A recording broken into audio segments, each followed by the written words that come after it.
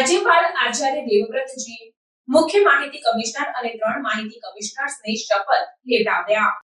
રાજભવનમાં રાજ્યના મુખ્ય માહિતી કમિશનર અને 3 માહિતી કમિશનર્સનો શપથવિધિ સમારોહ યોજાયો હતો. રાજ્યપાલ આચાર્ય દેવવ્રતજીએ રાજ્ય માહિતી આયોગના નવનિયુક્ત માહિતી કમિશનર્સને પદ અને નિષ્ઠાના શપથ લેવડાવ્યા હતા.